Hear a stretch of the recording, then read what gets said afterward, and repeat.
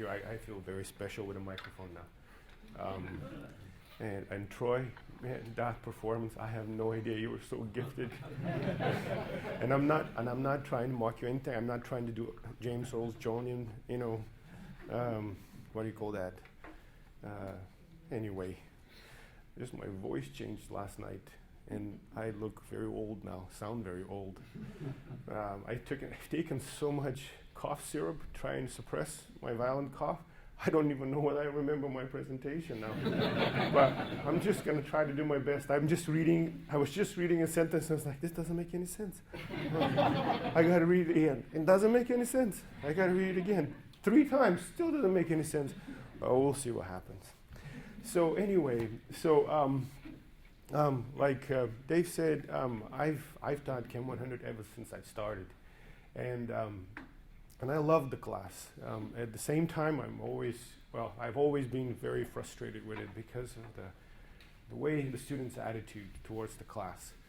And chemistry, everybody just hear chemistry, and nobody really feels good about chemistry unless you're a chemist or a biologist for the most part. So that's where my frustration has been mostly. But anyway, so let me just start and introduce first the idea of the classic, and I'm doing this in very general terms. I'm not an expert neither on the classic, on the inverted platform.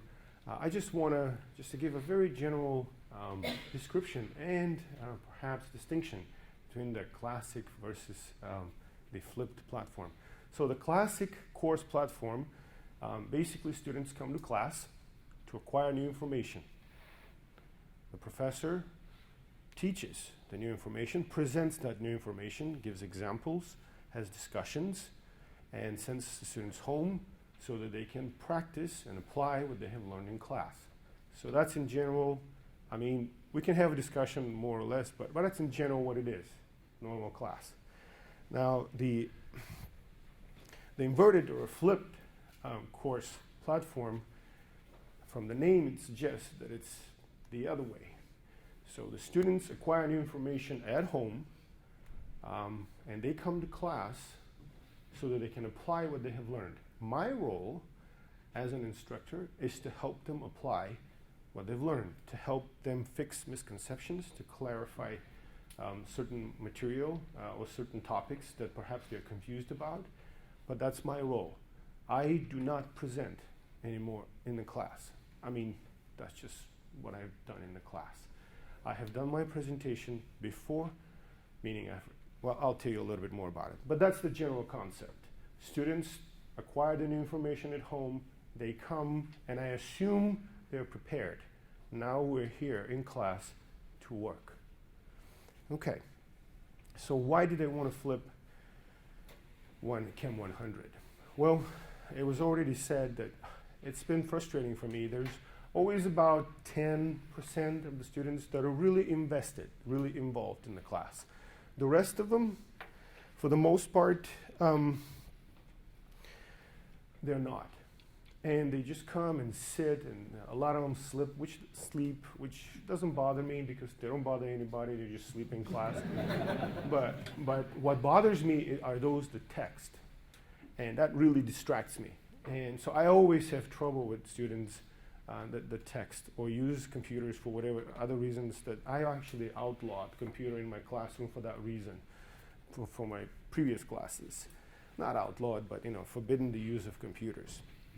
So I wanted the low level of investment and the low priority that students give to this class is quite frustrating. I understand it's chemistry, but it's interesting. I'm not teaching them chemistry that all chemists actually learn. This is chemistry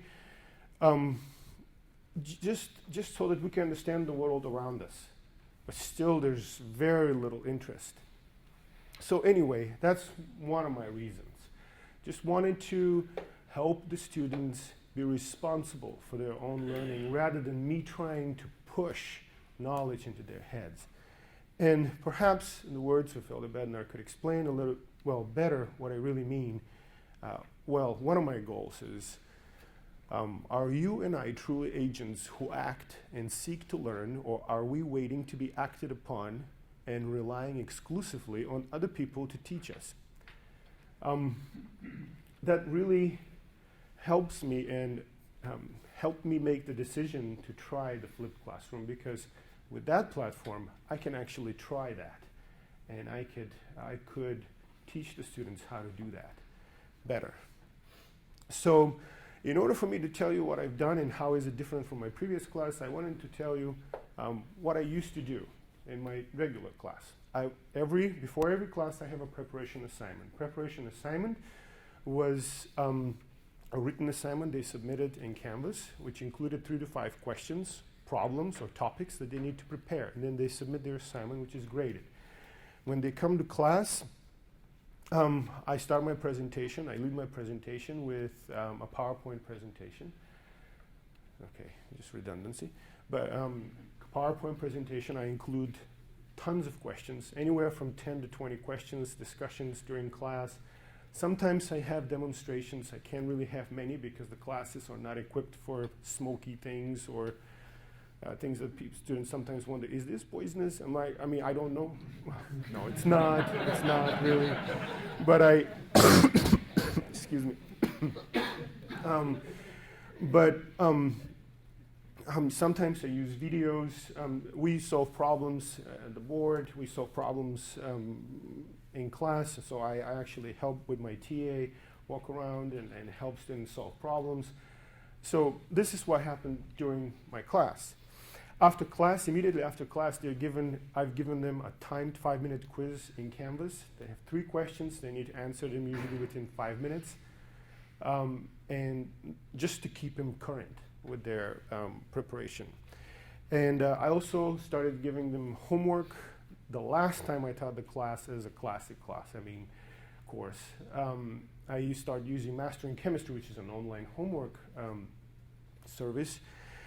What happened though is 20% barely even opened their homework throughout the semester. As a result, 18%, well, that was one of the reasons why 18% of them failed. Literally failed with an F.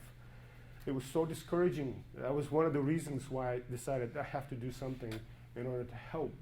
Otherwise, nobody's going to want to take the class. And people failing Chem 100, come on. That's like reading a novel. Almost. It's that simple, chemistry. It's reading a novel, pretty much. Some novels are harder even than this class.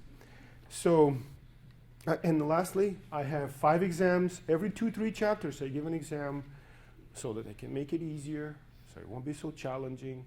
No midterms, but the final is cumulative, and it's based only on what I've tested throughout the semester. So that's what I've done previously. Now the current format of my classes, I have recorded 10-15-minute videos of the material we're going to take on the next class with my TA, and we have published with my TA. I've scripted and my TA recorded it, and we published it on Canvas. The students watch the video before they come to class, then they take a quiz online, the same quiz they used to take, but after class. Now they take it before class. So if you think about it, they take that quiz even before they've seen me. That's only based on the video that they've seen. Then, in addition to that, I give them a preparation assignment, basically questions, problems, and topics that I'm telling them they need to prepare, because they will be examined on these topics and questions in class. Well, I have Corey here. He's in this class. You can talk with him whether he likes the class later. Yeah, he likes the class, right? Yeah. But so this is in terms of preparation. When they come to class, we start with oral examination. These questions that I've given them in preparation assignments, now I select students randomly. We close all notebooks, computers, everything, and I ask them now to explain these questions, to answer these questions, to solve a problem that I've given them. So it's not a surprise. They've been given these assignments, but what I expect from them is so that they invest themselves and generate somewhat of a lasting understanding in their mind so that they can repeat it, in a way teach it back to me or to their colleagues or to the classmates. And if there is some clarification needed, then I make clarifications after the questions are answered. If there's something that is not quite understood, something's difficult, then I make those clarifications during these question-answer sessions. And then I move on from question and topic to question and topic and problem.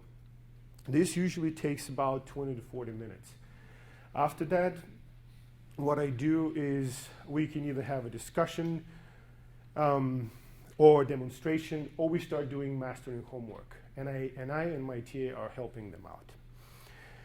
I use the same exams so that I can compare the two formats at the end. So let me show you some of the data that I've received. And because I have 5 minutes, I'm just going to rush it a little bit. I'm a data person, so unless the data shows it, I have a hard time believing it. It's only speculation. So I like data. So these are the quizzes that they take before they come to class. That's in yellow. And everything in blue have been the scores, the class scores of the quizzes they've taken after. And as you can see, pretty much the same. I mean, the yellow ones, like I said, these are quizzes taken before they come to class, just based on the video, meaning that they're preparing. This table shows my random selection of the students, and I give them 5 points for a perfect answer and 0 points if they don't answer, if they're gone from class. As you can see, in this last table, in this last column, I mean, students in general prepare. I mean, there's some obviously that do not. There's some 60%, 66%, but in general, the average 80% of the students perform well. I mean, the average scores that they get is about 80%. So they do prepare. In terms of mastering chemistry, they've achieved 20% higher scores in mastering chemistry this semester. As you can see, this is a statistically significant data. The p-value is less than 0.001%. Now, this could be a little skewed because we do start mastering chemistry in class, and I am available to help. So it's not entirely just their preparation, but we are available to help. The exams, as you can see, the last 2 bars basically represent the exams so far, exam 1 and 2, and how they've performed so far. I must say, from all the other, well, you can see that rarely, well, if not better, they're not worse, but they look even better in terms of performance. One thing I've noticed, though, I don't get any more scores such as 28%, 32%. The lowest percent I've seen from both exams was 1, and it was 48. The first exam, the lowest was something like 66, which is really good. And I usually get about 15 to 20% that are below 50. And now that has changed. The standard deviation, as you can see, it's right there. I didn't want to put the error bars because it looks too hairy. Okay, so some additional observations. Sorry, I have to rush through it, I guess. So I expected the oral examinations to be a little easier. They still turn to be, students still don't quite enjoy them, I think, but I believe to be the right thing to do, so I continue, and we can talk more about it later, why I do it. Students are by far more focused and more engaged. There's just no time to be bored. Some try, but they get quickly out of it. It is more, I have plenty of time to do discussions, demonstrations. Normally, I would try to rush to get my material done. Now, that's not a problem. I've already covered it in the video. They can watch it 100 times if they want. I've covered everything I needed to say. Now it's time for me to practice. Oops, that's the wrong button. Okay. Some potential drawbacks. 2 of the 3 foreign students, when they heard that there will be oral discussions, and that will be part of their grade, and I believe that was the reason they just dropped the class. So that could be a problem. Now at this point, it's very difficult for me really to say which method is better. Obviously, I need to have more results. The random selection is a bit rigid, so I've changed that a little bit. I can tell you later about that. Oh, sorry. What did I miss? Okay. Sorry. Oh, the preparation is significant. It takes me, let me just say, 6 to 9 hours to get a video done, but we can talk about that later. I'm a foreigner, maybe just I'm a little slow.